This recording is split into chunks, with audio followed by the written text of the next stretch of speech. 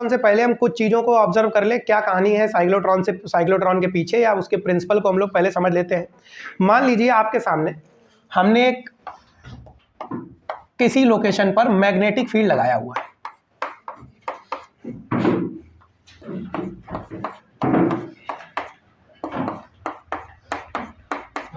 ठीक, किसी जगह पर हमने मैग्नेटिक फील्ड लगाया हुआ है और यहां पर हम लोग मैग्नेटिक फील्ड के अंदर एक पॉजिटिव चार्ज रख देते हैं।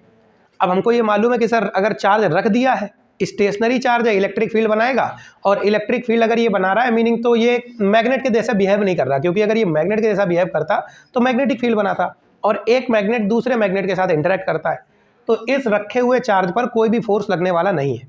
लेकिन हमने जैसे ही इस चार्ज को मूव कराया तो हम लोग ये ऑब्जर्व करते हैं कि जैसे ही चार्ज चला, हमने ये ऑर्स्टेड एक्सपेरिमेंट में देखा है कि मूविंग चार्ज हमेशा मैग्नेटिक फील्ड बनाता है या चलता हुआ चार्ज मैग्नेट बन जाता है। तो जैसे ही ये चार्ज चला ये खुद बन गया मैग्नेट, और मैग्नेटिक फील्ड इस मैग्नेट के साथ इंटरेक्ट करके इसके ऊपर एक फोर्स लगाना चालू कर देती है। अब जो इसके ऊपर फोर्स लग रहा है उस फोर्स की हम बात करें तो वो फोर्स की डायरेक्शन क्या होगी। इसके लिए आपको मालूम है सर लेफ्ट हैंड रूल पढ़ाया जाता है। लेफ्ट हैंड रूल क्या बोलता है, अपने लेफ्ट हैंड की इंडेक्स फिंगर, मिडल फिंगर और थंब को म्यूचुअली परपेंडिकुलर रखो। इंडेक्स फिंगर को पॉइंट करना है in the direction of magnetic field, middle finger को in the direction of motion of positive charge. याद रखना निगेटिव चार्ज हो तो फोर्स अपोजिट डायरेक्शन में लगने लगता है। Middle finger will point in the direction of motion of positive charge. बाद में यही चीज ये मिडल फिंगर कन्वर्ट हो जाती है in the direction of current, क्योंकि जिधर पॉजिटिव चार्ज चलता है वही डायरेक्शन करंट की मानी जाती है, और थंब इंडिकेट करेगा डायरेक्शन ऑफ फोर्स को। तो ठीक है, हम लोग ये देख रहे हैं कि मैग्नेटिक फील्ड अंदर की तरफ, मिडल फिंगर इधर, थंब किधर लग रहा है, थंब किधर फोर्स को शो करेगा, ऊपर की तरफ। तो जो चार्ज आगे जा रहा है इस पर फोर्स अपवर्ड लगेगा। हम लोग ये देखेंगे कि रिजल्ट में क्या मिलेगा, चार्ज कुछ ऐसे मूव किया, और जैसे ही चार्ज ने अपनी डायरेक्शन को बदली, आप लेफ्ट हैंड रूल फिर से लगाते हो, ये पाते हो कि फोर्स इसके परपेंडिकुलर लगेगा। चार्ज अपनी डायरेक्शन को बदल के कुछ ऐसे हो जाएगा, फोर्स अपनी डायरेक्शन को एज ऑन चेंज करता जाएगा। भाई जब चार्ज ऐसे मूव करेगा तो फोर्स नीचे की तरफ लगेगा, तो फोर्स अपनी डायरेक्शन को एज ऑन चेंज करता रहेगा, जिस वजह से हम लोग ये ऑब्जर्व करेंगे कि चार्ज इस मैग्नेटिक फील्ड के अंदर ट्रैप हो जाएगा, एक सर्कुलर पथ में मूव करने लगेगा। किसमें मूव करने लगेगा, सर्कुलर पथ में। ठीक है, चार्ज सर्कुलर पथ में मूव कर रहा है। हम तुमसे ये जानना चाहते हैं कि ये बताओ इस चार्ज पर फोर्स कितना। तो आप लोग बोलोगे सर अगर फोर्स की बात करोगे तो हम लोगों ने ये ऑब्जर्व किया जो भी लगने वाला फोर्स है वो चार्ज के डायरेक्टली प्रोपोर्शनेट होता है, चार्ज की वेलोसिटी के डायरेक्टली प्रोपोर्शनेट होता है, और मैग्नेटिक फील्ड के डायरेक्टली प्रोपोर्शनेट होता है। ठीक है, तो जो भी लगने वाला फोर्स है वो चार्ज के डायरेक्टली प्रोपोर्शनेट, वेलोसिटी के डायरेक्टली प्रोपोर्शनेट और मैग्नेटिक फील्ड इंटेंसिटी के डायरेक्टली प्रोपोर्शनेट होता है। ये बात हम लोगों ने प्रैक्टिकल करके देख ली, और यहां पर जो कांस्टेंट आता है दैट कांस्टेंट इज 1। तो फोर्स की वैल्यू इतनी रहती है। क्या यही फोर्स रिस्पॉन्सिबल है इस चार्ज को गोल गोल चक्कर लगाने के लिए, मीनिंग सेंटर की तरफ यही वाला फोर्स लग रहा था? तो तुम कहोगे बिल्कुल यस। और सर्कुलर मोशन करते हुए किसी ऑब्जेक्ट पर सेंटर की तरफ जो फोर्स लगता है उसे क्या कहते हैं, सेंट्रीपिटल फोर्स। और हम लोगों ने क्लास 11th में पढ़ा है सेंट्रीपिटल फोर्स होता है mv²/r। हम इस सिनेरियो में दोनों को बराबर कर लेते हैं, तो QVB is equal to mv²/r। हम लोग इस जगह पर v से इस स्क्वायर को कैंसिल कर देंगे। अगर हम लोग रेडियस की वैल्यू निकालें तो ये रहने वाला है mv/qb। इससे न्यूमेरिकल्स भी मिल सकते हैं, और साथ में एक बात ये समझ लो कि रेडियस इस बात पर डिपेंड करती है कि वेलोसिटी कितनी। आप अगर यहाँ पर ऑब्जर्व करो, जैसे कोई चार्ज है, इस चार्ज का अपना जो भी मास है वो तो फिक्स होगा, मूव करते करते इसका मास तो बदलेगा नहीं। हालांकि आइंस्टीन ने बोला था कि वेलोसिटी में आएगा मास चेंज हो जाएगा, खैर हम लोग उतना बड़े चेंजेस नहीं आते कि कोई इंपैक्ट पड़े। चार्ज की बात करें तो हम लोग यहाँ पर बोलते हैं कि सर जैसे चार्ज 10 कूलम का है, मूव करते करते 10 से 20 कूलम का थोड़ा ना हो जाएगा, और मैग्नेटिक फील्ड तो हमने लगाया है। तो ये तीन चीजें मान लेते हैं फिक्स है। चार्ज की वेलोसिटी हम लोग मूव कर सकते हैं। तो आप ये सोचो कि रेडियस का जो भी पथ की रेडियस है वो इस बात पर डिपेंड करेगी कि वेलोसिटी कितनी। अगर वेलोसिटी बढ़ाओगे तो रेडियस बढ़ जाएगी, वेलोसिटी कम होगी तो रेडियस कम हो जाएगी। मीनिंग चार्ज को स्लो भेजोगे तो छोटे रेडियस में घूमेगा, और तेज भेजोगे तो बड़े रेडियस में घूमेगा। ये बात समझना। इसके बाद हम तुमसे पूछे कि ये बताओ टाइम पीरियड कितना। तो टाइम पीरियड का मतलब है एक रेवोल्यूशन में कितना टाइम लगा। कोई भी ऑब्जेक्ट एक रेवोल्यूशन में कितना डिस्टेंस कवर करेगा, 2πr, और इसमें distance upon velocity time period होता है। आप लोगों ने वेलोसिटी का डिवाइड कर दिया, 2π रेडियस की वैल्यू आप लोगों ने रखी दैट इज mv/qb, और यहाँ पर बच्चा आप लोग डिवाइड कर रहे हो वेलोसिटी का, v से v कटेगा और t की वैल्यू आ जाएगी 2πm/qb। यही आगे जाके साइक्लोट्रॉन का प्रिंसिपल बनेगा, जिसमें हम लोग ये देख रहे हैं कि जो भी रेवोल्यूशन का टाइम पीरियड है वो इस बात पर डिपेंड करेगा मास कितना, चार्ज कितना, मैग्नेटिक फील्ड कितना। वो इस बात पर बिल्कुल डिपेंड नहीं करेगा कि वेलोसिटी या रेडियस कितनी है। बस लॉजिकल सोचो, छोटे धीमे जाएगा तो छोटे पथ पे घूमेगा, तेज जाएगा तो बड़े पथ में घूमेगा, मीनिंग रेडियस बढ़ जाएगी। लेकिन वन रेवोल्यूशन में जो टाइम है वो हमेशा कैसा होगा, सेम। उससे वेलोसिटी और रेडियस का कोई लेना देना नहीं है। ये तो तब की बात हो गई जब चार्ज मूव करता है मैग्नेटिक फील्ड के अंदर 90 डिग्री एंगल पर। अगर आप देखो तो मैग्नेटिक फील्ड अंदर की तरफ है, चार्ज इधर जा रहा था, दोनों के बीच में एंगल कितना है, 90 डिग्री। क्या होगा अगर ये चार्ज मूव करे मैग्नेटिक फील्ड के अंदर किसी एंगल पर, तो उस सिनेरियो को जरा देख लो।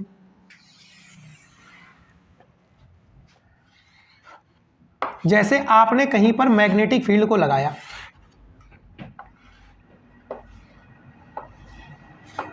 ठीक, आपने कहीं पर मैग्नेटिक फील्ड को लगाया और चार्ज को आप लोगों ने, जैसे ये चार्ज की वेलोसिटी की डायरेक्शन हो गई और मैग्नेटिक फील्ड की डायरेक्शन ये हो गई, velocity of charge and magnetic field के बीच में लेट्स से थीटा एंगल है, ठीक। हम यहां पर आपसे पूछे कि हमको एक काम करना है, इस वेलोसिटी को पहले तो रिजॉल्व करते हैं। तो हम लोग ये देखेंगे कि सर जब आप इस वेलोसिटी को रिजॉल्व करोगे तो पास वाला कंपोनेंट में कॉस जोड़ो और दूसरे कंपोनेंट में साइन जोड़ दो। तो हम लोग ये देखते हैं कि v cos थीटा और v sin थीटा, आप लोगों के पास दो कंपोनेंट आते हैं। v sin theta is perpendicular to magnetic field due to which हम लोग ये देखते हैं कि मैग्नेटिक फोर्स एक्टिवेट हो जाता है।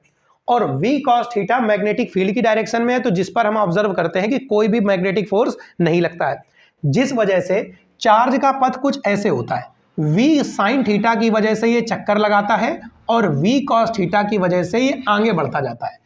इस पथ को हम लोग हेलिक्स या हेलिप्टिकल पथ बोलते हैं, स्पाइरल भी बोल सकते हो। स्पाइरल वाला रजिस्टर देखा है, उसमें जो स्प्रिंग लगी होती है, कुछ उसी तरीके का इसका पथ रहता है। तो हम लोग स्पाइरल भी बोल सकते हैं और साथ में हेलिप्टिकल पथ भी बोल सकते हैं। अगर हम तुमसे पूछे कि ये बताओ फोर्स कितना, तो आप लोग ये तो ऑब्जर्व कर चुके थे QEB होता है, लेकिन इस जगह पर फोर्स किस वेलोसिटी की वजह से लग रहा है, QEB sin थीटा की वजह से। बस जस्ट आप लोगों को v के प्लेस पर v sin थीटा यूज करना है। तो Q into v into B into sine theta. क्या मेरी बात समझ गए? याद रखना, इसे अगर वेक्टर फॉर्म में आप लोगों को लिखना है तो Q V क्रॉस B लिखोगे, ना कि B क्रॉस V। ये बात का ध्यान रखना, ठीक है। तो ये हम लोगों के पास हो गई फोर्स की वैल्यू। अगर हम तुमसे पूछे कि ये बताओ रेडियस कितना रहेगा, तो जस्ट आप लोग सिमिलर कैलकुलेशन है, बस वेलोसिटी के प्लेस पर आपको v sin थीटा पुट करना है। तो R इज इक्वल टू हो जाएगा mv sin theta upon QB। Just mv upon QB था, तो v के प्लेस पे आपने v sin थीटा पुट कर दिया। टाइम पीरियड को अगर आप लोग देखो तो टाइम पीरियड वेलोसिटी से इंडिपेंडेंट है, तो वो भी अभी भी कितना रहने वाला है, 2 पाई m अपॉन QB। एक टर्म यहां पर आता है पिच। पिच का मतलब क्या है, जैसे चार्ज यहां पर था, एक रेवोल्यूशन करके यहां पर आ गया, तो वन रेवोल्यूशन में इसने डिस्टेंस कितना ट्रेवल किया, इसे बोलते हैं pitch. Distance travelled in one revolution represent करेंगे डेल्टा एक्स से, और ये डिस्टेंस है delta x. Distance is equal to velocity into time होता है। अगर वेलोसिटी की बात करें, किस वेलोसिटी से ये आगे जा रहा है, v cos थीटा, और टाइम एक रेवोल्यूशन में कितना टाइम लगा ये आपके पास है, that is 2 pi m upon QB। So this is value for pitch. ये आप लोगों के पास हो गई कहानी। सो हम लोग ये समझ चुके हैं कि किसी भी चार्ज पर फोर्स कितना लगेगा अगर वो मूव कर रहा है किसी मैग्नेटिक फील्ड के अंदर। न्यूमेरिकल इनसे बन सकते हैं, लेकिन इनसे न्यूमेरिकल कोई कॉम्प्लिकेटेड नहीं है, सिर्फ डाटा मिल जाता है, वैल्यूज मिल जाती है, फॉर्मूले में पुट करके आंसर निकालना होता है, ठीक है। पूरी हम पढ़ाई बोर्ड ओरिएंटेड रख रहे हैं, जो आपके मॉडल पेपर में न्यूमेरिकल्स हैं उनको आप सॉल्व करिए। क्या ये बात आप लोग समझ गए? इसे रब करें, आगे बढ़े। सो ये हम लोगों के पास हो गया what will happen if A charge move inside magnetic field. अब जो अगला टॉपिक हम लोगों को स्टडी करना है दैट इज साइक्लोट्रॉन। रब कर दे, ठीक है। साइक्लोट्रॉन की देखो कैलकुलेशन सेम है, हम साइक्लोट्रॉन की अब कैलकुलेशन नहीं लिखेंगे, हम आप लोगों को जस्ट साइक्लोट्रॉन एक्सप्लेन करने वाले हैं, ठीक है।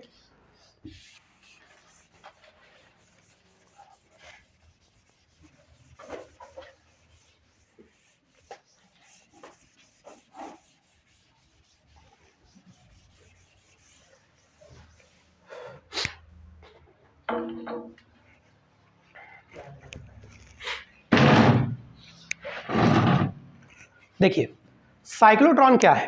साइक्लोट्रॉन एक्चुअल में एक अरेंजमेंट है, जिस अरेंजमेंट से हम लोग किसी पॉजिटिव चार्ज को एक्सीलरेट करते हैं। मीनिंग किसी पॉजिटिव चार्ज को आप एक्सीलरेट कर सकते हो किसी भी न्यूक्लियर रिएक्शन के लिए। आपने न्यूक्लियर रिएक्शंस को पढ़ा हुआ है, आप लोग ये जानते हो कि सर न्यूक्लियर रिएक्शन की जब हम लोग बात करते हैं, जैसे यूरेनियम को डिफ्यूज, यूरेनियम का हम लोग फिजन करते थे, यूरेनियम के न्यूक्लियस से एक न्यूट्रॉन जाके हिट करता था। ऐसे ही मान लीजिए कोई पॉजिटिव चार्ज है, उसे कहीं पर हिट कराना है, तो हम लोग बात करेंगे कि उस पॉजिटिव चार्ज को अगर हिट कराना है तो उसे एक वेलोसिटी से पद तक पहुंचाना पड़ेगा, काफ़ी तेज़ी से जाके हिट करेगा, तब हमारी रिएक्शन परफॉर्म हो पाएगी। तो हम लोग चाहते हैं कि किसी पॉजिटिव चार्ज की वेलोसिटी बढ़ जाए। फॉर दैट केस हम लोग क्या करते हैं, साइक्लोट्रॉन को डिज़ाइन करते हैं। देखिए साइक्लोट्रॉन कैसा है। साइक्लोट्रॉन की बच्चा अगर हम लोग बात करें, तो साइक्लोट्रॉन की कहानी क्या है समझो। साइक्लोट्रॉन के लिए हम लोग एक प्लेट लेकर आते हैं। ऐसे मान लो एक प्लेट है घर में, जिसमें कटोरदान देखते हो, स्टील का होता है, इसमें रोटी रखी जाती है। उसको आपने ऐसे 2 पार्ट में काट दिया, और 2 पार्ट में काटने के बाद आपके पास डी शेप में स्ट्रक्चर बचते हैं। हम लोग इन्हें बोलते हैं कि सर ये डीज हैं, 2 डी हैं, DEE। तो हम लोग बोलते हैं सर ये क्या है, डीज, ठीक। और ये हॉलो है पूरी तरीके से। कटोरदान को इमेजिन करो, एक टिफिन बॉक्स को, ठीक है। उसी तरीके से मेटल की बनी हुई है। मेटल के अंदर इलेक्ट्रिक फील्ड कितना होगा अगर ऐसे हम यूनिफॉर्मली चार्ज करें?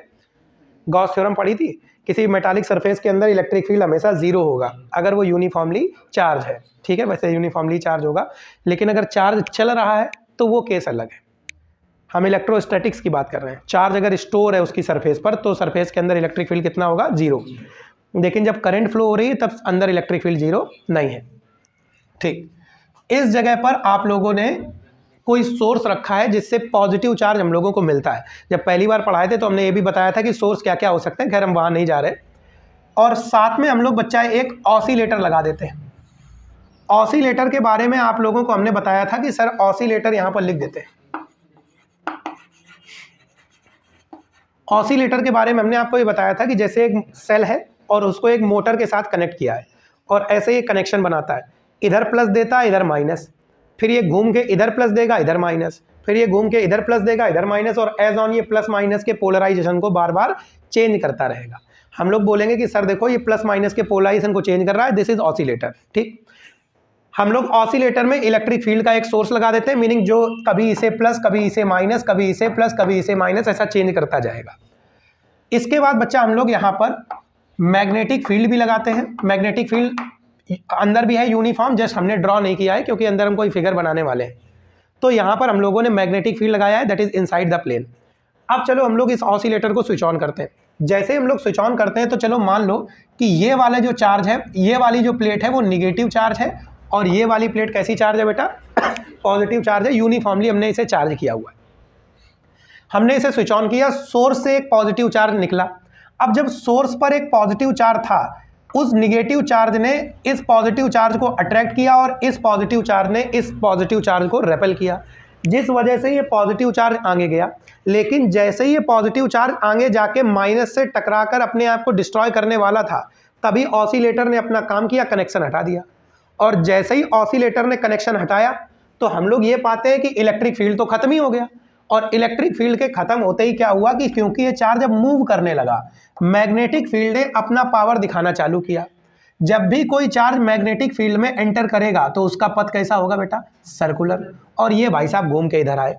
जैसे ही ये घूम के इधर आए बीच में, तुरंत क्या था, ऑसिलेटर घूम के ऐसा हो गया, इधर माइनस था प्लस पहुंच गया, इधर प्लस था इधर माइनस आ गया। और जिस माइनस की वजह से इस पॉजिटिव टर्म, इस चार्ज पर एक फोर्स ऑफ अट्रैक्शन लगा और इसकी वेलोसिटी बढ़ गई। अभी आपने पढ़ा था कि वेलोसिटी बढ़ेगी तो रेडियस बढ़ जाएगी, और इसकी वेलोसिटी बढ़ गई। जैसे ही आगे पहुंचा, ऑसिलेटर फिर से अपना काम दिखा गया, और ऑसिलेटर ने कनेक्शन फिर से खत्म कर दिए। मैग्नेटिक फील्ड की वजह से इसका पथ सर्कुलर होने लगा और ये घूम के इधर पहुंचा। तुरंत ऑसिलेटर ने वापस से इसे माइनस और इसे प्लस कर दिया, फिर इसकी वेलोसिटी बढ़ गई। और यही एक्टिविटी बार बार होती रहती है। इसकी वेलोसिटी बढ़ने की वजह से रेडियस बढ़ती जाती है, और बढ़ते बढ़ते बढ़ते बढ़ते ये बिल्कुल सरकमफेरेंस तक पहुंचने वाला होता है। इधर लगा देते हैं एक विंडो, और इस विंडो से ये चार्ज निकल के बाहर आता है, जो आपका टारगेट है, जिसे ये हिट करना चाहता है, हिट कर देता है। समझ? सो this is how a cyclotron works. समझ गए? इस साइक्लोट्रॉन की जो भी कैलकुलेशंस है वो हम पहले कर चुके हैं। एक बार इसको अच्छे से पढ़ लीजिए तो आपको लिखना भी आ जाएगा, और ये कैसे फंक्शन करता है तो आई होप आप लोग समझ गए होंगे। समझ गए आप लोग? सो this is all about cyclotron. समझ गए? इस साइक्लोट्रॉन के बाद बच्चा अगर हम लोग बात करें तो हम लोगों के पास अगला जो टॉपिक आएगा that is moving coil galvanometer. Moving coil galvanometer क्या है समझते हैं।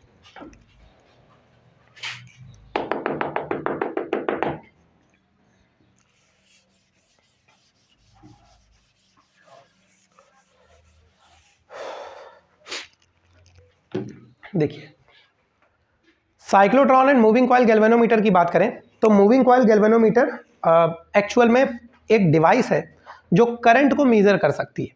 और मूविंग कॉइल गैल्वेनोमीटर कैसे काम करेगा इसको समझने के लिए हम लोगों को एक कंसेप्ट पढ़ना होता है जिसे बोलते हैं टॉर्क। क्या बोलते हैं? टॉर्क। टॉर्क का मतलब ये समझो मोटा मोटा घुमाने वाला फोर्स। वैसे क्लास 11th में बताया था कि टॉर्क क्या होता है, टॉर्क क्या है, कपल क्या है, अभी तो याद नहीं होगा। बस ये समझो कि घुमाने वाला फोर्स, एक ऐसा फोर्स जो घुमा दे। पंखे के अंदर टॉर्क आता है, स्विच ऑन करते हो गोल गोल घूमता है, ठीक है, और घूसा मारते हो तो फोर्स होता है। समझ गए? चलो देखो, आप लोगों ने कहीं पर मैग्नेटिक फील्ड क्रिएट किया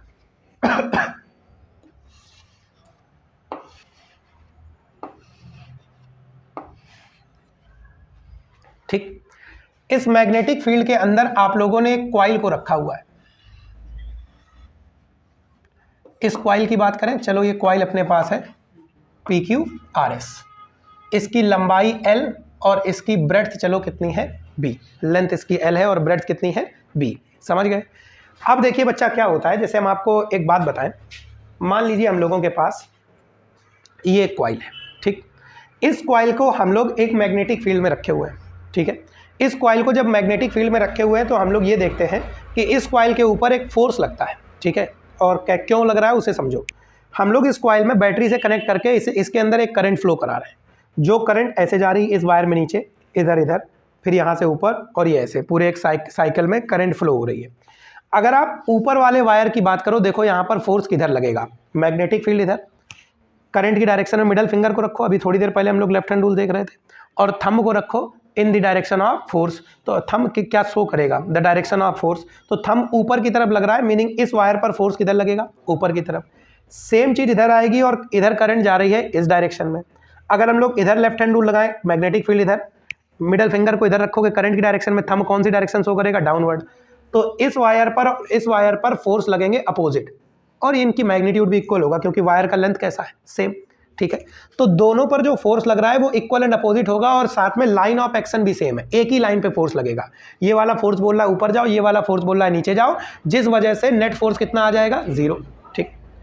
अब इस वायर पे देखो, हमने ये कॉइल ऐसे नहीं रखी, थोड़ी टिल्ट रखी है, ठीक है। इस वाले वायर की बात करें, करंट नीचे जा रही है, मैग्नेटिक फील्ड इधर, करंट नीचे, फोर्स किधर लगेगा? बाहर की तरफ। और सिमिलर इस वायर में करंट ऊपर जाएगी, मैग्नेटिक फील्ड इधर, करंट ऊपर की तरफ, फोर्स इधर लगेगा। इस वायर में फोर्स लगेगा इस डायरेक्शन में, और इस वायर में फोर्स लगेगा इस डायरेक्शन में, जिस वजह से इस कॉइल पर नेट फोर्स तो 0 है, लेकिन इस फोर्स का लाइन ऑफ एक्शन कुछ और है और इस फोर्स का लाइन ऑफ एक्शन कुछ और है। यहां पर दोनों फोर्स एक ही लाइन में थे, नेट फोर्स कितना हुआ? 0। ये दोनों फोर्स सेम लाइन में नहीं है, जिस वजह से हम ये ऑब्जर्व करेंगे कि ये कॉइल घूमना चालू कर देगी, और हम बोलेंगे कि देखो इस पर टॉर्क लग रहा है। अगर ये कॉइल ऐसे रखी होती तो नेट फोर्स 0 हो जाता, नेट टॉर्क भी 0 होता, क्योंकि दोनों फोर्स का लाइन ऑफ एक्शन सेम होता। तो ये वजह है जिस वजह से इस कॉइल पर एक घुमाने वाला फोर्स लगेगा, और इस घुमाने वाले फोर्स को हम क्या कहते हैं? टॉर्क। तो अब हम लोगों को इस टॉर्क को निकालना है, जरा इस टॉर्क को देखते हैं। तो हम लोग ये समझ गए कि सर इस वायर पर फोर्स इधर और इस वायर पर फोर्स इधर, लेकिन इन दोनों के फोर्स इक्वल एंड अपोजिट होंगे, तो नेट फोर्स 0 है इसके ऊपर, लेकिन दो फोर्सेस की वजह से इसके ऊपर कुछ टॉर्क लगेगा, ठीक है। लेट से अपनी आंख को तुमने यहां पर रखा है, अपनी आंख को यहां रखने पर क्या हुआ? इस PQ वायर के नीचे आपको कोई दूसरा नहीं दिख रहा, जैसे ये है, आप ऐसे देख रहे हो बिल्कुल सामने से, है चारों वायर, लेकिन आपको दिख सिर्फ एक रहा है, ठीक है। ऐसा हम लोग यहां पर फिगर को बनाते हैं तो थोड़ा सा समझना आसान होगा। मैग्नेटिक फील्ड लाइंस भी कम बनाए, इसमें समझ में प्रॉपर आए, ठीक। यहां पर हम लोगों के पास वायर है PQ, जो PS वायर है वो P के नीचे दबा हुआ है, ठीक है, और इस पर फोर्स देखो कुछ हमने ऐसे बना दिया। जो Q पॉइंट है इसके नीचे QR वायर दबा हुआ है और इस पर फोर्स कुछ हमने ऐसे बना दिया, ये आप लोग इमेजिन कर सकते हो। बाकी PQ और SR पर नेट फोर्स कितना होने वाला है? 0। तो ये हमारे पास कुछ फोर्सेज हो गए। हम इस फोर्स को चलो लिखते हैं F, और इसे भी लिखते हैं F, हम सिर्फ मैग्नीट्यूड लिख रहे हैं, एक्चुअल में दोनों फोर्स इक्वल एंड अपोजिट होंगे। इस फोर्स की वैल्यू को निकालो बेटा। फोर्स का फॉर्मूला IBL साइन थीटा होता है, वो हमने डेराइव नहीं करवाया क्योंकि पेपर में कोई डेरिवेशन आता नहीं, लेकिन आप लोग पहली बार पढ़ चुके हो तो जानते हो ये चीज़। फोर्स का फॉर्मूला क्या होता है? IBL sign theta. अब देखो जरा, I क्या रहेगी? करंट। इस QR वायर की लेंथ कितनी है बेटा? B into magnetic field IBL, length की जगह पर B लिखना पड़ेगा हमें, into sine theta. Sine theta को जरा देखो, मैग्नेटिक फील्ड इधर, इस वायर को देखो, ये वायर ऐसा है, चाहे कहीं पर भी चला जाए, मैग्नेटिक फील्ड तो इधर थी, वायर और मैग्नेटिक फील्ड के बीच का एंगल 90, दिखा आपको? मैग्नेटिक फील्ड तो इधर ही थी, वायर और मैग्नेटिक फील्ड के बीच का एंगल कितना रहेगा? 90, और साइन 90 की वैल्यू 1। और इस पर भी फोर्स बेटा कितना होगा? I into B into B, क्योंकि ब्रेड तो इसकी भी PS वायर की भी B है, तो इन दोनों वायर पर फोर्स तो हम लोगों को मिल गया। तो कॉइल कुछ ऐसे रखी है, इस कॉइल का एरिया वेक्टर कुछ इसकी सरफेस पर परपेंडिकुलर होगा, पढ़ा है आप लोगों ने गॉस थ्योरम में एरिया वेक्टर। तो चलो ये इसका एरिया वेक्टर है और हम लोग ये लिख देते हैं, चलो सर ये इसका एरिया वेक्टर है। एरिया वेक्टर और मैग्नेटिक फील्ड के बीच का एंगल कितना है? थीटा। अब टॉर्क कैसे पता लगाया जाए? टॉर्क कहता है सर एक फोर्स का मैग्नीट्यूड रखो और दोनों के बीच का परपेंडिकुलर डिस्टेंस लेकर आ जाओ, इस प्रोडक्ट को हम लोग टॉर्क कहेंगे। हमने कहा ठीक, कोई दिक्कत की बात नहीं। ये लाइन हम लोग ऐसे ड्रॉ कर लेते हैं और इसको ऐसे मिलाते हैं। So the perpendicular distance between the force, meaning दोनों की डायरेक्शंस के बीच का जो डिस्टेंस है, दैट इज r। तो हम लोगों को ये r पता करना है। इस r को पता करने के लिए सोचो, ये एंगल बेटा 90 है। अगर हम लोग इस एंगल को पता करें तो 90 प्लस थीटा को 180 से घटा दो, 90 प्लस थीटा को 180 से घटा दो, ये आएगा 90 माइनस थीटा। कितना आएगा? अब वो कैलकुलेट करना, ये 90 माइनस थीटा, ये 90, इन दोनों को जोड़ के 180 से घटाओ, ये एंगल कितना आ जाएगा? Theta. So this angle is theta. अब हम लोग यहां पर बात करें आर की, तो आर कैसे निकाला जाए सोचो। ट्राइंगल PQ, चलो इसे D डाल देते हैं। ट्राइंगल PQD में अगर हम लोग साइन थीटा लगा दें, sine theta is equal to perpendicular is R और हाइपोटेन्यूज हो जाएगा राइट एंगल के सामने की साइड, दैट इज PQ, और PQ की लेंथ बेटा कितने लिए हुए हो? L। तो R की वैल्यू कितनी आ जाएगी? L sine theta. हम ये बहुत शॉर्ट में समझाए हैं, लेकिन याद रखना ये पेपर में पूछ लेते हैं। टॉर्क का डेरिवेशन आ जाता है पेपर में, इंपॉर्टेंट डाल के लिख लो अपनी किताब में, ठीक है? कैसे लिखना है, क्योंकि टाइम कम है, समझना ज़्यादा है, इसलिए हम पूरी प्रॉपर तरीके से नहीं लिख रहे हैं। ये किताबों से पढ़ के एक बार समझ लो या मॉडल पेपर से पढ़ के एक बार समझ लो। Tau is equal to F into perpendicular distance. Perpendicular distance कितनी है बेटा? L sine theta. अब जरा फोर्स की वैल्यू रखो, I into small b into capital B into L sine theta. What is length into breadth? Area. Then you will say sir IAB sin theta. So formula for torque is IAB sin theta. अगर मान लो इस coil में n loops हो तो बन जाएगा NIAB sin theta। ठीक, बहुत बढ़िया। हम यहाँ पर एक बात पूछे बेटा, ये NIA को क्या लिखते हैं हम लोग? तो आपको याद होगा magnetic dipole movement. Magnetic dipole movement क्या है? The product of number of loops, current in loop and area of the loop is known as magnetic dipole movement. Magnetic dipole movement की बात करें, डेफिनेशन समझ गए, फॉर्मूला क्या है? NIA, unit क्या रहेगी? Ampere metre square. क्या रहेगा? Ampere metre square. Quantity scalar है कि वेक्टर? वेक्टर। इसकी डायरेक्शन होती है from south pole to north pole. अरे भाई, इस लूप के अंदर करंट फ्लो हो रही है, ये भी तो मैग्नेटिक, ये भी तो नॉर्थ पोल साउथ पोल बनाएगा, from south pole to north pole. ये याद रखना, मैग्नेटिक डाइपोल मूवमेंट की direction. So this is about torque on a coil. समझ गए आप लोग? तो टॉर्क ऑन ए कॉइल हम लोगों के पास इतना होता है। इसे रब कर दे, ठीक, इसका डेरिवेशन पूछते हैं पेपर में। टॉर्क ऑन ए कॉइल के बाद अगला जो कंसेप्ट हम लोगों के पास आता है, after torque on a coil हम लोगों के पास जो अगला टॉपिक आता है, that topic is radial magnetic field. उस रेडियल मैग्नेटिक फील्ड को भी जरा समझो।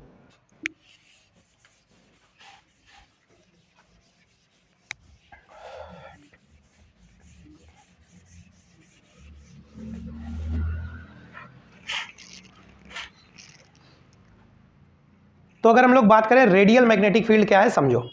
रेडियल मैग्नेटिक फील्ड एक्चुअल में मूविंग कॉइल गैल्वेनोमीटर का कोर कंसेप्ट है। पिछली बार अपने जो डिस्ट्रिक्ट में पेपर हुआ था उसमें नहीं पूछा गया, लेकिन उससे पहले 2 बार रेडियल मैग्नेटिक फील्ड पूछा गया था।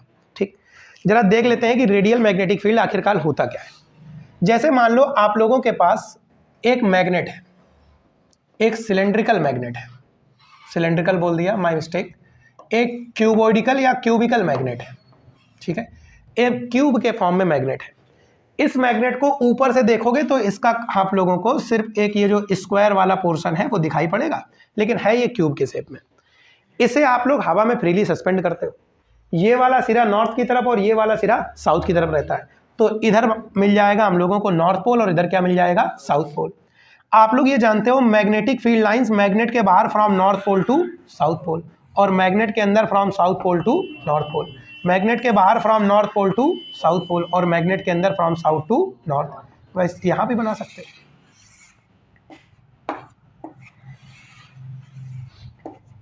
ठीक है। तो कुछ मैग्नेटिक फील्ड लाइंस कुछ इस तरीके से होती हैं। आपने एक काम किया, इसके अंदर ड्रिल कर दी और एक सिलेंड्रिकल होल आप लोगों ने इस क्यूब के अंदर कर दिया, ऐसे ड्रिल मशीन लाए और एक सिलेंडर की तरीके होल आप लोगों ने कर दिया। जैसे ही आप लोगों ने एक सिलेंडर की तरीके होल किया तो क्या देखने को मिलेगा, तो आप लोग ये पाते हो कि सर इधर नॉर्थ था इधर साउथ था और बीच में आप लोगों ने सिलेंड्रिकल होल कर दिया। जो सिरा मैग्नेट का नॉर्थ की तरफ है उसे ही तो नॉर्थ पोल बोलोगे और जो साउथ की तरफ है उसे साउथ पोल। जब आप इसे हवा में लटकाए होगे तो ये वाला सिरा देखो ये तो साउथ की तरफ है, तो ऑब्वियस है ये वाला पॉइंट नॉर्थ को पॉइंट कर रहा होगा, ये नॉर्थ पोल, और यहां पर ऑब्वियस है क्या बनेगा, साउथ पोल, क्योंकि ऑब्वियस इसका पॉइंटिंग किधर होगा, साउथ की तरफ। मैग्नेटिक फील्ड मैग्नेट के बाहर from north to south, magnet के अंदर from south to north, magnet के बाहर फ्रॉम नॉर्थ टू साउथ और मैग्नेट के अंदर फ्रॉम साउथ टू नॉर्थ। इसे यहां पर देख लो, नॉर्थ टू साउथ और ये चलता रहेगा। इस तरीके से मैग्नेटिक फील्ड लाइंस देखने को मिलेंगी। लेकिन तभी आपने क्या किया, एक सॉफ्ट आयरन का सिलेंडर लेकर आए, आयरन का बना हुआ सिलेंडर, और उस आयरन के बने हुए सिलेंडर को आप लोगों ने रख दिया, उस आयरन के बने हुए सिलेंडर को आप लोगों ने यहां पर बीच में जो आपको होल दिख रहा था सिलेंड्रिकल होल, इसके अंदर रख दिया।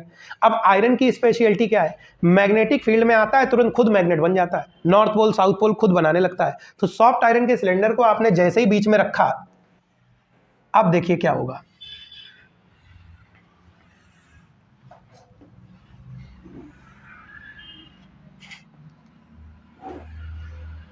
एक सॉफ्ट आयरन के सिलेंडर को आपने रखा, इधर नॉर्थ था इधर साउथ। अब बेटा यहां नॉर्थ बनेगा, लेकिन ये तो खुद भी मैग्नेट बन गया है, ये नॉर्थ के पास बनाएगा साउथ और इधर बनाएगा नॉर्थ, यहां है साउथ और इधर नॉर्थ। याद है ना, लोहा हमेशा मैग्नेट लोहे को अट्रैक्ट करता है, नॉर्थ पोल की तरफ पक्की बात है क्या बनेगा, साउथ, तभी तो खींचेगा, नॉर्थ की तरफ नॉर्थ बन गया धक्का नहीं मार देगा। तो ये आप लोगों के पास कुछ इस तरीके से एक्टिविटी हो गई। अब जरा ध्यान से देखो, यहां पर एक magnetic field line north to south चली, मैग्नेट के अंदर ये साउथ टू नॉर्थ चली। अब बच्चा यहां पर देखना, मैग्नेटिक फील्ड लाइन चाहती है कि हम एक छोटा पथ कवर करें, ना कि हम एक बड़ा पथ कवर करें। यहां पर नॉर्थ पोल से इसे साउथ पोल की तरफ जाना है, अगर ये चल के ऐसे आएगी तो ये बड़ा रास्ता तय कर रही है, और बजाय इसके अगर ये चल के ऐसे चली गई तो एक छोटा डिस्टेंस इसने कवर किया, ठीक है, एक छोटा डिस्टेंस कवर करके अंदर ऐसे, और यहां पर कुछ इस तरीके से ये अपने स्ट्रक्चर को फॉर्म करती है, क्योंकि इसे डिस्टेंस तो छोटी वाली कवर करनी है। ये बिल्कुल स्ट्रेस्ड होती है, मैग्नेटिक फील्ड लाइंस की प्रॉपर्टी पढ़ी होगी आप लोगों ने। देखो यहां पर एक नॉर्थ पोल से निकल के साउथ पोल की तरफ एक लाइन पहुंची, अंदर साउथ टू नॉर्थ, इसको रास्ता कौन सा कवर करना है, छोटा डिस्टेंस, ऐसे ये यहां पर एक लाइन साउथ टू नॉर्थ, अंदर नॉर्थ टू साउथ, इसको छोटा डिस्टेंस कवर करना है इस तरीके से। तो आप लोग ये पा रहे हो कि यहां पर जो मैग्नेटिक फील्ड लाइंस हम लोगों को दिख रही हैं वो कुछ ऐसे हैं जो सिलेंडर पर परपेंडिकुलर है, सिलेंडर पर कैसे हैं, परपेंडिकुलर। और इस प्रकार की मैग्नेटिक फील्ड लाइंस को रेडियल मैग्नेटिक फील्ड लाइंस, यहां पर जो सिलेंडर और इस मैग्नेट के बीच में मैग्नेटिक फील्ड है इसे रेडियल मैग्नेटिक फील्ड कहा जाता है। पेपर में पूछा गया what is radial magnetic field, तो आप लोग बोलोगे सर अगर रेडियल मैग्नेटिक फील्ड की बात करें, इफ वी, यहाँ पर बता दो, if we keep a soft iron cylindrical coil in a cylindrical magnet, या आप ऐसा बोल दो in a cubical magnet in which there is a hole in shape of cylinder, then the magnetic field established between iron core and magnet is known as cylindrical iron core and magnet is known as radial magnetic field।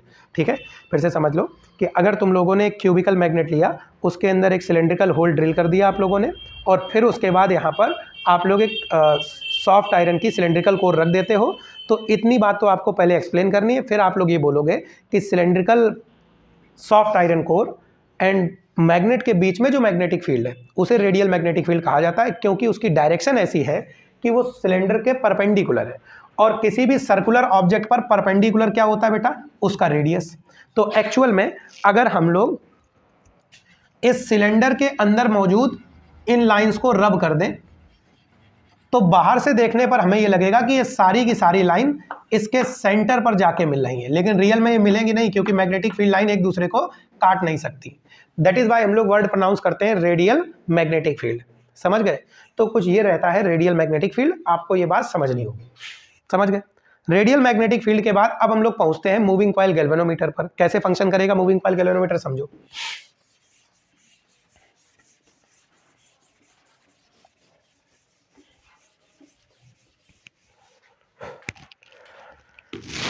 Moving coil galvanometer की बात करें तो moving coil galvanometer एक ऐसी device है जो electric current को measure करती है, ठीक है, और साथ में इलेक्ट्रिक करंट की डायरेक्शन को भी बताती है। जब हमने मीटर विच का एक्सपेरिमेंट कराया था तो आपको दिखाया था मीटर मूविंग कॉइल गैल्वेनोमीटर, है ना, पोटेंशियोमीटर मीटर विच के एक्सपेरिमेंट में मूविंग कॉइल गैल्वेनोमीटर देखा होगा आप लोगों ने, वैसे भी हम लोगों ने कई बार पढ़ा भी हुआ है उसे। तो मूविंग कॉइल गैल्वेनोमीटर के बारे में पेपर में पूछेंगे। पहले तो ये बताइए रेडियल मैग्नेटिक फील्ड समझ में आ गया आपको, लिख लेंगे, ठीक। ये पहले एक्सप्लेन करना पड़ता है कि हम लोगों ने एक्टिविटी क्या करी, उसके बाद बताते हैं कि देखो सर इसे रेडियल मैग्नेटिक फील्ड कहते हैं। कोई अगर सोच रहे हो कि 2 लाइन की डेफिनेशन मिलेगी तो नहीं मिलेगी। पहले बताओ, there is a magnet in cubical shape in which we have drilled a cylindrical hole. If we keep a soft iron cylindrical core inside this drilled hole, then the magnetic field established between cylinder and magnet is known as radial magnetic field. इस तरीके से लिख के आओगे और figure भी बना देना, जिससे कि एग्जामिनर देखे तो उसे समझ में आ जाए कि हाँ इस बच्चे को आता है, ठीक। ये बात समझ लेना। अब चलो इसके आगे की बात करें तो अगला टॉपिक है moving coil galvanometer. Moving coil galvanometer जब पहली बार पढ़ाए थे तो हमने दोनों टाइप के बताए थे, एक होता है पाइवटेड टाइप और एक होता है सस्पेंडेड कॉइल टाइप। हम सिर्फ पाइवटेड टाइप की बात कर रहे हैं, पेपर में कोई स्पेसिफिक नहीं पूछा जाएगा मूविंग कॉइल गैल्वेनोमीटर हमें पाइवटेड टाइप बताइए, सस्पेंडेड टाइप बताइए। लैब में पाइवटेड टाइप मिलता है, दैट इज वाई हम लोग क्या डिस्कस कर रहे हैं अब पाइवटेड टाइप, और पेपर में आएगा तो मूविंग कॉइल गैल्वेनोमीटर सीधा पूछा जाएगा। तो आपकी मर्जी, आप पाइवटेड लिखोगे या सस्पेंडेड कॉइल टाइप लिखोगे। एनसीईआरटी में पाइवटेड टाइप है, that is why we will write pivoted, we will discuss only pivoted type. देखो पाइवटेड टाइप मैग्नेटिक फील्ड क्या रहता है, ध्यान से। पाइवटेड टाइप गैल्वेनोमीटर कैसा होगा, ध्यान समझो। हम लोग वही जो अपना सिलेंडर था मैग्नेट का, एक क्यूबिकल मैग्नेट, उसके अंदर एक सिलेंड्रिकल होल, ये सब कुछ करके ले आए हैं, ठीक। ऐसा करने के बाद देखो बच्चा क्या रहता है, आप लोगों ने अब जो मैग्नेट ड्रॉ करना है वो कुछ ऐसे,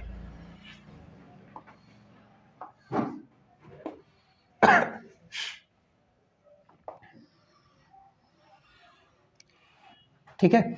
हम लोगों के पास एक ऐसा मैग्नेट है जो पूरी तरीके से, जिसके अंदर एक सिलेंड्रिकल होल है, वो हमने कुछ इस तरीके से बना दिया। 2 फील्ड मैग्नेट है, इनका काम है मैग्नेटिक फील्ड को बनाना, एक तरफ नॉर्थ पोल दूसरे तरफ साउथ पोल। अंदर हम लोगों ने एक सॉफ्ट आयरन की सिलेंड्रिकल कोर रखी हुई है, ठीक। इस सॉफ्ट आयरन की कोर की अगर बात करें तो ये सॉफ्ट आयरन की कोर जैसे ही आप लोगों ने रखी तो फटाक से बीच में रेडियल मैग्नेटिक फील्ड स्टैब्लिश हो गया। इसके ऊपर आप लोग एक प्लास्टिक का फ्रेम लगा देते हो, ठीक। और इस प्लास्टिक के फ्रेम के ऊपर हम लोग कॉपर का वायर रैप कर देते हैं, कॉपर का वायर लपेट देते हैं। कॉपर का वायर लपेटने के बाद इसके बाद हम लोगों को 2 एंड पॉइंट जो है कॉपर के वायर के वो बाहर मिल जाते हैं।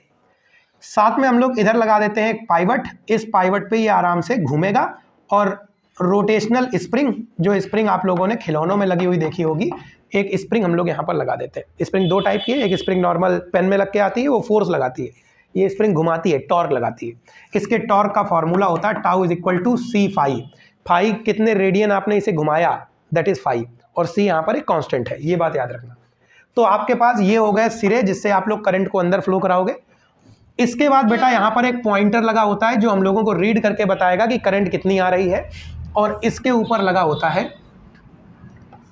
एक रीडर, या मान लो एक स्केल लगी होती है जिसमें हम लोग पता कर लेंगे कि करंट यहाँ पर कितनी आ रही है।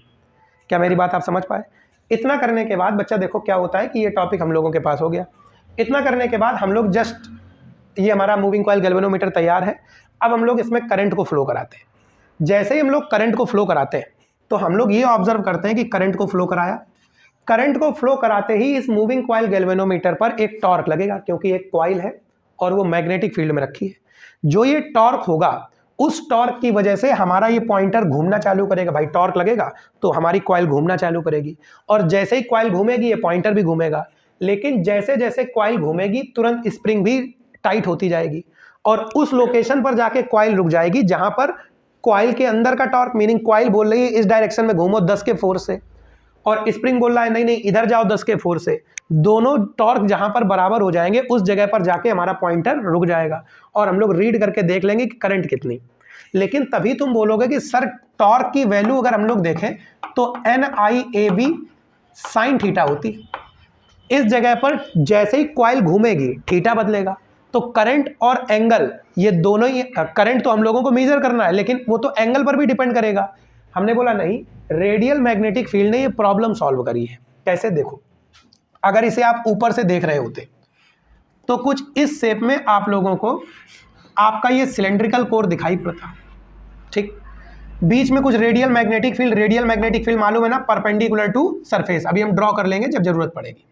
और इस जगह पर आपका वो कॉइल है, और कॉइल का एरिया वेक्टर कुछ ऐसा है। एक कॉइल इस तरीके से रही होगी फ्रेम लपेटकर, और एरिया वेक्टर कुछ परपेंडिकुलर है। इमेजिन करो अगर हम पूछे कि मैग्नेटिक फील्ड और एरिया वेक्टर के बीच का एंगल कितना, तो मैग्नेटिक फील्ड तो रेडियल है, सेंटर से बढ़ाओ ऐसे आगे निकाल दो, रेडियल मैग्नेटिक फील्ड और एरिया वेक्टर के बीच में एंगल कितना आएगा? 90। जब ये कॉइल घूम के ऐसी हो जाएगी तो भी आप देखो मैग्नेटिक फील्ड तो रेडियल है, angle between area vector and magnetic field कितना होगा? 90। जब ये कॉइल घूम के ऐसी हो जाएगी, angle between area vector and magnetic field कितना होगा? 90। तो हमेशा एंगल कितना रहेगा? 90। और जब थीटा की वैल्यू ही 90 है तो उस सिनेरियो में टॉर्क एंगल पर डिपेंड कहां करेगा? वो तो मैक्सिमम टॉर्क लगेगा, NIAB। हम लोग नंबर ऑफ लूप जानते हैं कितना है, हम लोग एरिया की वैल्यू जानते हैं कितना है, हम लोगों ने तो डिजाइन किया, क्रॉस सेक्शन एरिया मालूम है, मैग्नेटिक फील्ड हमने मैग्नेट लगाया, हमें मालूम है कितना मैग्नेटिक फील्ड है। तो बस करंट बदलते जाओ और टॉर्क बदलता जाएगा, उसी बेसिस पर हम लोग बस टॉर्क को कैलकुलेट करके पता कर लेंगे कि करंट कितनी है। समझ में आ गई बात? कुछ इस तरह से मूविंग कॉइल गैल्वेनोमीटर फंक्शन करता है। पेपर में कंस्ट्रक्शन, वर्किंग, प्रिंसिपल सब लिखना पड़ेगा। प्रिंसिपल है रेडियल मैग्नेटिक फील्ड, और साथ में ये भी लिखोगे when A coil is placed inside magnetic field, when A current carrying coil is placed inside magnetic field it experiences A torque and the torque is given by NIAB sin theta, ठीक है। और radial magnetic field से पता चलेगा angle कितना रहेगा? हमेशा 90। अब सोचो पॉइंटर कहां रुका था? जहां पर कॉइल का टॉर्क और इस स्प्रिंग का टॉर्क आपस में बराबर हो गए थे, तो दोनों को बराबर कर लो। तो टाउ की वैल्यू NIAB sin थीटा, और स्प्रिंग का जो टॉर्क है दैट इज C5, दोनों को बराबर कर लो। तो NIAB is equal to C5। समझ गए? अब फाई इज इक्वल टू कितना आएगा बच्चा? NIAB upon C। यहां पर दो टर्म्स आते हैं, one is current sensitivity and one is voltage sensitivity. Current sensitivity का मतलब है डिफ्लेक्शन पर यूनिट करंट, जैसे फाई है, इसमें आप लोग I का डिवाइड कर दो, ये I भाग में ले आओ, तो आपके पास आ जाएगा NAB अपॉन C। इसको कहा जाता है करंट सेंसिटिविटी IS। समझ गए? रेडियन पर एम्पियर, यूनिट क्या होता है? रेडियन पर एम्पियर। फाई का यूनिट क्या है? रेडियन, और इसका एम्पियर। समझ गए? दूसरे बार आप लोगों ने दोनों तरफ रेजिस्टेंस का डिवाइड कर दिया, तो phi upon I into R voltage होता है, ये हो जाएगा NAB अपॉन RC। इसे कहा जाता है वोल्टेज सेंसिटिविटी, रेडियन पर volt. So this is voltage sensitivity, deflection per unit volt. तो करंट सेंसिटिविटी और वोल्टेज सेंसिटिविटी, ये दो टॉपिक आप लोगों के पास कंप्लीट हुए। समझ गए? अब देखो, मूविंग कॉइल गैल्वेनोमीटर ऐसे फंक्शन तो करता है, लेकिन मूविंग कॉइल गैल्वेनोमीटर की अपनी कुछ डिमेरिट्स हैं। और इसकी डिमेरिट ये है कि मूविंग कॉइल गैल्वेनोमीटर की जो डिमेरिट है, वो डिमेरिट बच्चा ये है कि moving coil galvanometer over sensitive होता है। मीनिंग इसमें आपने करंट को फ्लो कराया 1 मिली एम्पियर, या मान लो 1 एम्पियर की करंट को फ्लो कराया, 1 एम्पियर की करंट में ही ये फुल डिफ्लेक्शन शो कर देता है। ये इसकी कुछ डिमेरिट्स है। अब तुमने 4 एम्पियर करंट मेजर करनी है, कर नहीं सकते, तो फिर क्या किया जाए? दूसरी इसकी डिमेरिट क्या है? इसकी कॉइल ओवर सेंसिटिव होती है। कॉइल के अंदर हाई करंट को फ्लो करा दो, कॉइल जल जाती है, दूसरा इसका डिमेरिट है। तीसरा डिमेरिट, कॉइल के अंदर हाई करंट फ्लो कराओ, ये तेजी से मूव करता है, पॉइंटर जाके आगे टकरा जाता है और फटाक से पॉइंटर टूट जाता है। ये तीसरी डिमेरिट है। चौथी डिमेरिट, मूविंग कॉइल गैल्वेनोमीटर को जब सर्किट में ज्वाइन करते हो तो इसका अपना कुछ रेजिस्टेंस होता है। जिस रेजिस्टेंस की वजह से सर्किट में करंट चेंज इंपैक्ट हो जाती है, सर्किट की करंट चेंज हो जाती है। भाई इसका खुद का भी तो रेजिस्टेंस है, अंदर भी तो वायर लगा है, सर्किट में जोड़ोगे सर्किट का रेजिस्टेंस नहीं चेंज हो जाएगा, तो सर्किट में करंट भी चेंज हो जाती है। तो there are some demerits of this moving coil galvanometer. Paper में इसकी डिमेरिट्स पूछी जाए तो यही बताना। पहले नंबर पे सर इसका खुद का रेजिस्टेंस है, सर्किट में ज्वाइन करते हैं तो सर्किट का रेजिस्टेंस चेंज होता है। दूसरे नंबर पे ओवर सेंसिटिव होता है। तीसरे नंबर पे हाई करंट को मेजर नहीं कर सकता। और चौथे नंबर पे हाई करंट पे इसकी कॉइल जल जाती है, ठीक है, मतलब ये खराब हो जाता है। It get damage when we flow high current inside it. इस तरीके से बता सकते हो, समझ गए। सो ये आप लोगों के पास हो गया अबाउट मूविंग कॉइल गैल्वेनोमीटर और उसकी डिमेरिट्स। अब देखो हम लोग समझते हैं मूविंग कॉइल गैल्वेनोमीटर के यूजेस। 2 यूजेस पेपर में पूछे जाते हैं, हम बस पॉइंट टू पॉइंट चल रहे हैं। पहला use conversion of moving coil galvanometer into volt meter and second one is conversion of moving coil galvanometer into ammeter.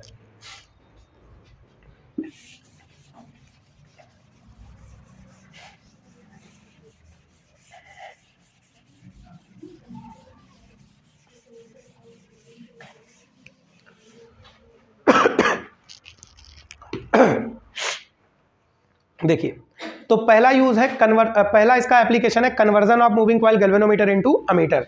हम बिल्कुल पॉइंट टू पॉइंट चल रहे हैं, उतना डिटेल में नहीं घुसेंगे जितना डिटेल में पढ़ाते हुए घुस रहे थे। देखो, सबसे पहले हम लोगों के पास एक मूविंग कॉइल गैल्वेनोमीटर आया। इसका सिंबल होता है ऐसे, जी से इसे रिप्रेजेंट करते हैं। This is symbol for moving coil galvanometer. तुम्हारे पास कोई एक रेजिस्टेंस है और इस रेजिस्टेंस में आई एम्पियर की करंट फ्लो हो रही है। मान लो ये आई की वैल्यू है 100 एम्पियर की करंट फ्लो हो रही है और तुम्हें गैल्वेनोमीटर से करंट इसकी मेजर करनी है। लेकिन गैल्वेनोमीटर की प्रॉब्लम यह है कि गैल्वेनोमीटर में अगर हम लोग 1 एम्पियर से ऊपर करंट फ्लो करा दें तो गैल्वेनोमीटर की कॉइल खराब हो जाती है। मीनिंग वो कितना मेजर कर सकती है 1, और तुम्हें मेजर कितनी करनी है 100। तुमने बोला ठीक है मेजर करेंगे, तुमने गैल्वेनोमीटर को सीरीज कॉम्बिनेशन में लगाया। क्यों? क्योंकि सीरीज कॉम्बिनेशन में ही करंट सेम होती है, दैट इज व्हाई हमने इसे सीरीज कॉम्बिनेशन में लगाया। लेकिन जैसे ही सीरीज में लगाएंगे 100 एम्पियर करंट इसके अंदर जाएगी और ये फटाक से जल जाएगा। ये मेजर कर सकता है 1 ampere, that is let's say IG current inside galvanometer, और इसका अपना खुद का रेजिस्टेंस है that is RG resistance of galvanometer. तभी तुमने एक दिमाग लगाया, सर एक काम करते हैं पैरेलल एक छोटा सा रेजिस्टेंस लगा देते हैं, मीनिंग बहुत वीक रेजिस्टेंस, मरा हुआ बिल्कुल कमजोर सा। क्यों? करंट आएगी, उसको 2 रास्ते दिखाई पड़ेंगे, एक रास्ता ये, दूसरा रास्ता ये।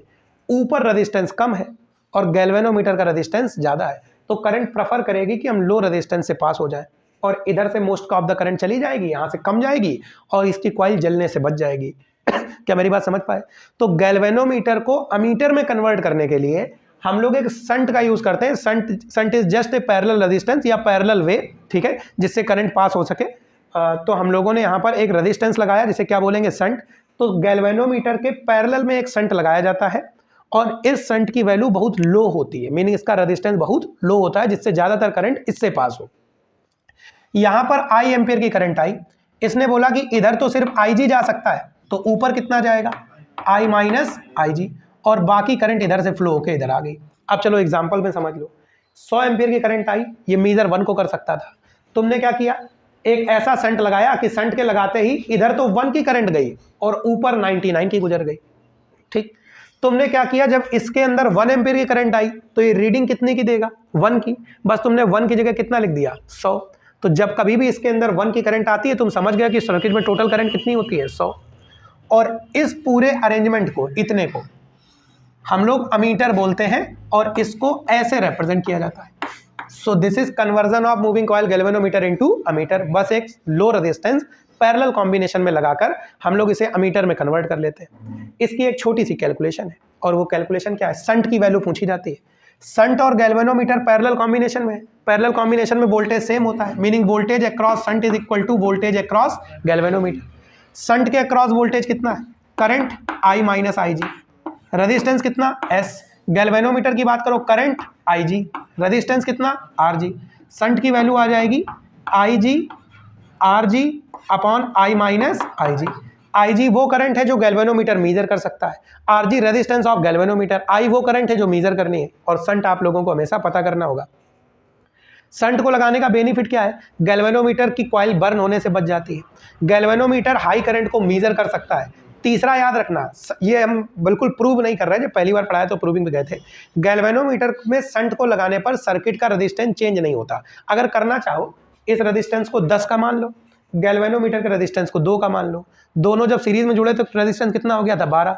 इसके पैरेलल में एक वीक रेजिस्टेंस जोड़ दो 0.01 ओम का, दोनों को पैरेलल में सॉल्व करोगे 10 के साथ सीरीज में जोड़ोगे तो पाओगे कि रेजिस्टेंस 10 के आसपास ही आने वाला है। वो चाहो तो कर लो, लेकिन आप ये याद रखो कि पैरेलल कॉम्बिनेशन में अगर हम लोग यहाँ पर एक शंट को लगा दें तो सर्किट का रेजिस्टेंस चेंज नहीं होता। और वीक होना चाहिए शंट, हाई मत लगा देना, कमजोर सा मरा सा, है ना, समझ गए आप लोग। सो this is conversion of galvanometer into ammeter. Second one is conversion of galvanometer into volt meter. हाँ, एक आइडियल एम्पियर मीटर का रेजिस्टेंस कितना होता है? 0। कितना होता है? 0। ये बात याद रखना, जिससे सर्किट का रेजिस्टेंस चेंज ना हो। एक आइडियल एम्पियर मीटर का रेजिस्टेंस 0 होता है, समझ गए। सो अब हम लोग आगे बढ़े।